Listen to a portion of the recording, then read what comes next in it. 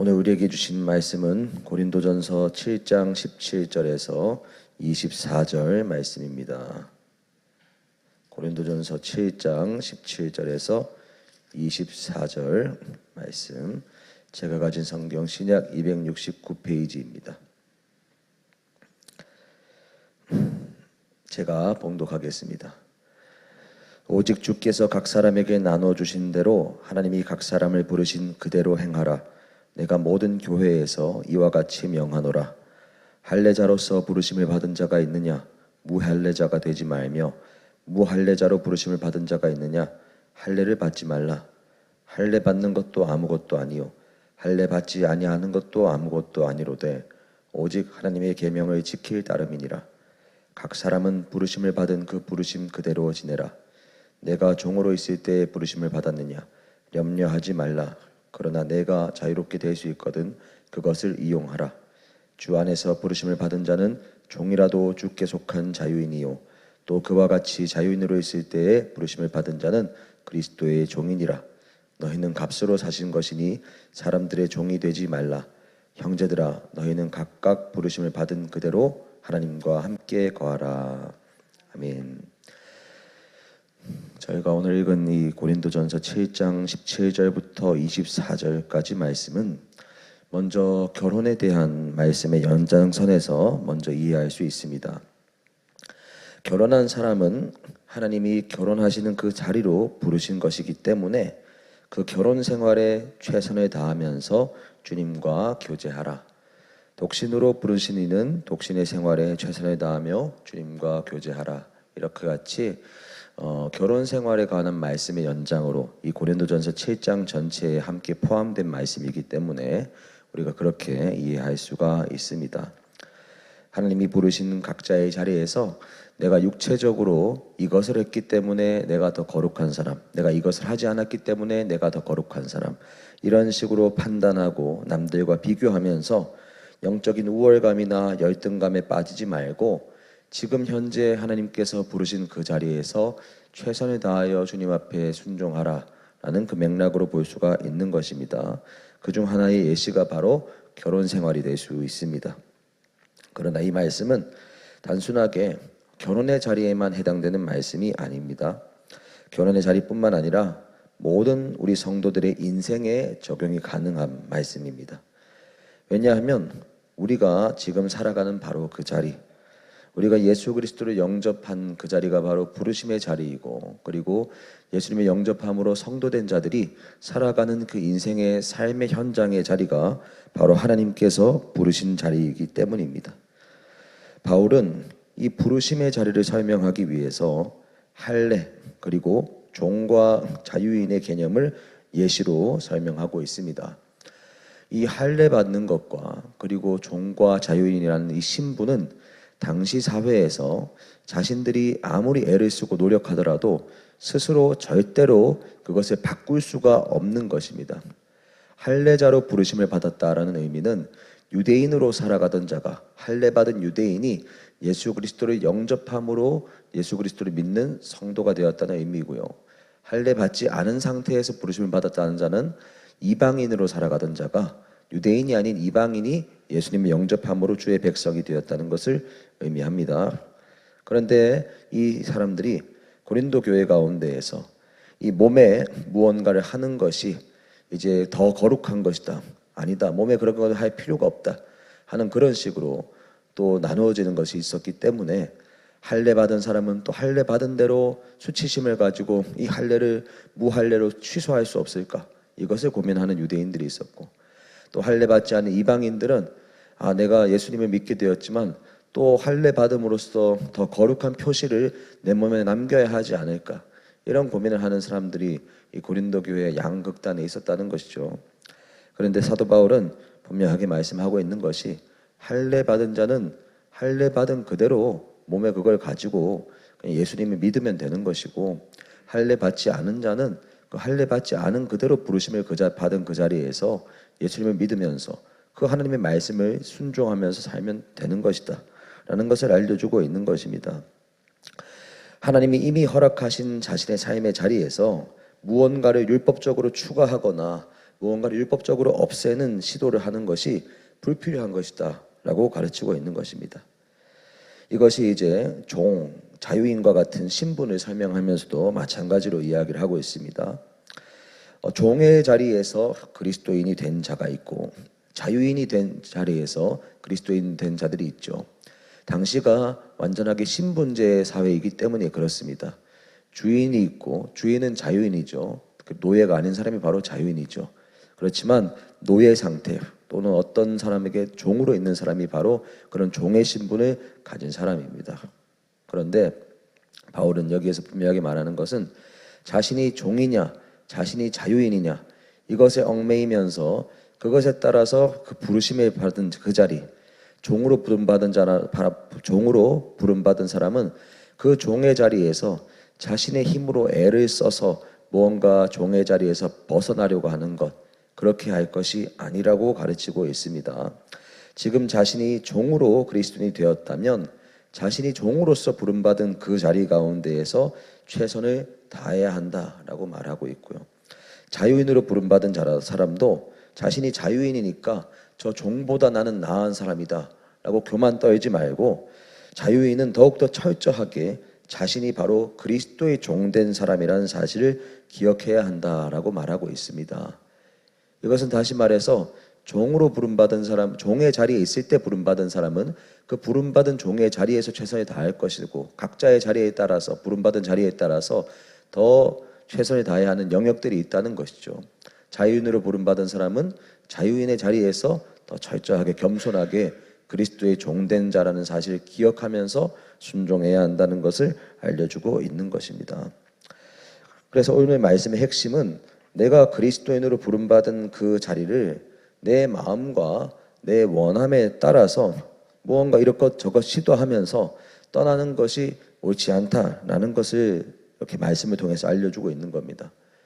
내가 원하고 내가 선호하는 나의 모습이 있고 내가 있어야 할 것만 같은 자리가 있고 위치가 있다고 생각하기 마련입니다. 사람들은 하나님이 지금 나를 두신 이 자리가 내 마음에 들지 않고 내 마음에 뭔가 만족감을 주지 않기 때문에 이 자리에서만 벗어난다면 내가 신앙인으로서의 삶을 더 잘 살아갈 수가 있을 것만 같고 그리고 이 자리에서 벗어난다면 더 행복한 삶을 살 것만 같기 때문에 하나님이 지금 나에게 허락해 주신 이 삶의 자리, 우리가 구체적으로 오늘날 우리의 삶에 적용을 해보자면 오늘날 우리는 종이나 자유인은 없죠. 그러나 우리 삶에 적용해 보자면 지금 내가 살아가고 있는 결혼한 가정의 자리 또는 나의 직장의 자리, 여러 구체적인 삶의 자리가 있습니다. 그렇지만 그 자리에서 우리가 함부로 내 마음의 원함이나 소원이나 내 마음의 불만족을 해결하기 위해서 이탈하지 말라는 권고를 성경은 오늘 우리들에게 하고 있는 것입니다. 부르심의 자리에 머무르면서 그리고 자신의 인생을 그렇게 하나님의 뜻 안에서 온전하게 해석한 사람이 성경에도 나타나고 있죠. 바로 요셉입니다. 요셉이 형들에 의해서 노예로 팔려간 그 애굽 땅에서 그 자리에 요셉이 있을 때 내가 왜 이곳으로 팔려와서 노예가 되어야 하는가, 또 더 나아가서 감옥에 갇히게 되었을 때 내가 왜 이 감옥의 자리에 갇혀야만 하는가. 요셉이 만약에 그러한 생각에만 가득 빠져가지고 그 자리에서 벗어나기 위해서 애썼다면 어떻게 됐을지 우리가 한번 생각해 볼 필요가 있습니다. 만약에 요셉이 노예의 자리에서 탈출하려고 애쓰고 감옥에서 탈출하려고 애썼는데 그것이 실패했다면 그는 아마 붙잡혀서 죽임을 당했거나 아니면 그 스스로가 좌절과 낙담에 너무 심각하게 빠져서 그냥 그 상태 그대로 모든 것을 포기하고 자포자기한 상태로 살거나 아니면 스스로 생명을 끊거나 이런 식으로의 결말을 생각할 수가 있습니다. 반대로 요셉이 노예나 감옥의 상태에서 탈출했다면 어떻게 되었을까요? 그랬다면 요셉은 탈출한 이후에 나를 이렇게 만든 사람들에 대한 생각을 곰곰이 하면서 이제는 그 형들에게 복수하기 위하여서 형들을 찾아가거나 아니면 자기를 감옥에 가둔 보디발과 보디발의 아내에게 복수하기 위해서 그 가족들을 찾아가거나 하는 그런 끔찍한 죄악을 저지르는 길로 스스로 발걸음을 행했을 수가 있습니다.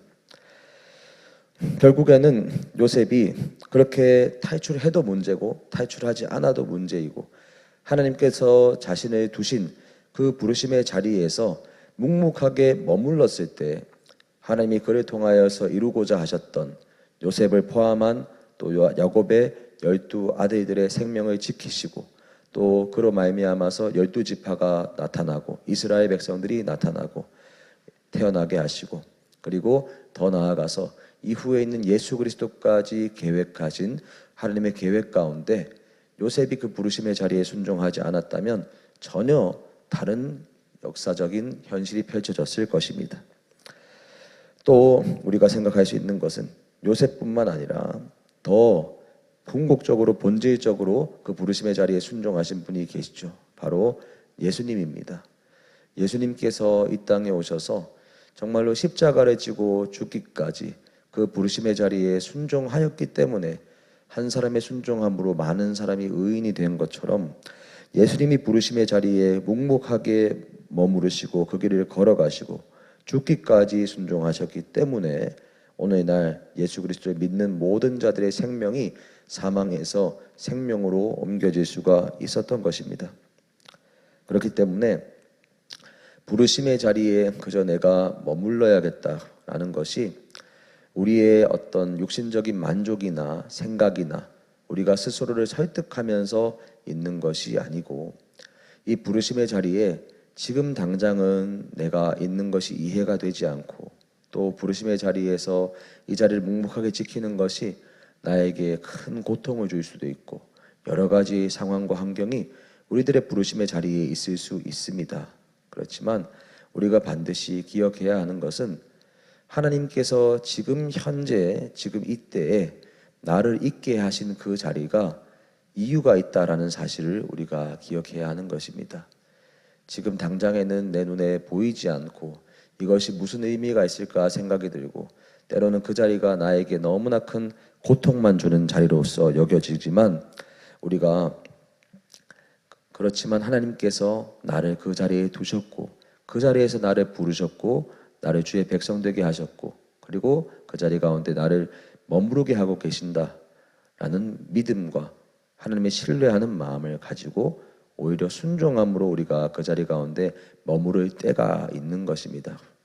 하나님께서 그 자리에서의 우리에게 필요한 훈련이 끝이 나고 또 하나님께서 그 자리에서 부르심에 순종하는 우리를 통하여서 뜻하시는 바가 끝이 나게 된다면 하나님께서는 또 다른 자리로 우리를 불러가시고 그 자리 가운데서 다른 순종을 이어가게 하실 것입니다. 그래서 우리가 오늘 기억할 것은 하나님이 지금 나를 부르게 하신 그 자리가 어디인지 생각하며 그리고 그 자리에서 하나님께서 나에게 어떤 훈련을 시키시는가를 분별하는 것을 우리가 생각해야 합니다. 그리고 하나님이 그 훈련을 통해서 어떤 하나님의 뜻을 이루어 가실 것인가 그거를 조금이라도 볼 수 있고 또 하나님의 뜻을 발견할 수 있는 은혜를 우리가 구해야 할 것입니다. 그러할 때 우리가 부르심의 그 자리에서 묵묵하게 머무르면서 하나님이 정하신 때가 차기까지 그 자리에 머무르면서 순종할 수가 있는 것입니다. 그래서 오늘 하루 이 말씀을 기억하시고 또 지금 현재 나를 두신 자리가 어디인가를 생각하고 지금 현재 내가 있는 그 자리에서 하나님은 내가 어떤 훈련 받기를 원하시고 어떤 순종을 하기를 원하시는지 우리가 묵상하면서 또 기도로 주님 앞에 구하면서 함께 나아가는 저 여러분들이 되시기를 소망합니다. 또한 그 자리가 지금 현재 나에게 너무나 큰 어려움과 괴로움을 주는 자리라면 우리가 그 자리에서 우리를 건져달라고 기도하는 것도 필요할 것이고 그러나 그 요셉과 예수님을 생각하면서 하나님을 더욱더 붙잡고 부르짖으며 하나님이 주시는 회복과 능력을 또 그 자리에서 경험할 수 있는 또 저와 여러분들 되시기를 예수님의 이름으로 소망합니다. 함께 기도하겠습니다. 하나님 아버지 감사합니다. 때로는 부름받은 그 자리 가운데 당장에 묵묵히 머무르고 있으라는 말씀이 어떤 누군가에게는 너무나 가혹한 말씀이 될 수 있고 괴로운 말씀이 될 수 있습니다. 하나님 아버지, 그렇지만 성경에 나온 수많은 사람들이 그 부르심의 자리를 순종함으로 묵묵하게 걸어감을 통하여서 그 훈련을 받음을 통하여서 정말로 그 이후에 그 당대까지 아니더라도 정말로 하나님께서 뜻하신 놀라운 역사가 부르심의 자리에 순종한 그 사람들을 통하여서 이루어지는 것을 성경은 수없이 증언하고 있음을 보게 됩니다. 아버지 하나님, 우리가 지금 현재 그리스도인으로 부름받은 그 자리를 아버지 우리가 떠오르게 하여 주옵소서. 지금 내가 머무르고 있는 그 자리가 당장의 나에게 행복을 주기 때문에 이 자리는 나에게 부름받은 자리이고, 이 자리가 지금의 나에게는 불행과 불편함과 힘듦을 주기 때문에 이 자리는 부름받은 자리가 아니라고 생각하는 것이 틀려지는 것인데, 아버지 하나님, 그 자리가 우리에게 어떤 것을 주든지 간에 우리가 하나님께서 우리를 그 자리 가운데 지금 부르셨다는 사실을 믿을 수 있는 정말로 하나님을 신뢰하는 그 믿음을 먼저 우리에게 허락하여 주옵소서. 그리고 그 지금의 부르신 그 현장 가운데에서 아버지, 혹여 고통이 너무나 힘든 자들이 있고 하다면 주님께서 불쌍히 여겨주시고, 또한 그 자리 가운데에서 모든 것을 통과할 수 있고 견딜 수 있는 힘과 능력을 공급하여 주시기를 또한 간절하게 구합니다. 우리가 묵묵하게 함께 그 부르심의 자리에서 순종하며 나아갈 때 정말로 하나님께서 뜻하신 바가 우리 모든 한 사람 한 사람을 통하여 이루어질 줄로 믿습니다. 그리하여 우리는 미처 예상하지 못한 놀라운 생명의 역사가 순종하는 우리 한 사람 한 사람을 통하여 이루어지게 하실 줄로 믿습니다. 감사드립니다. 예수님 이름으로 기도합니다. 아멘.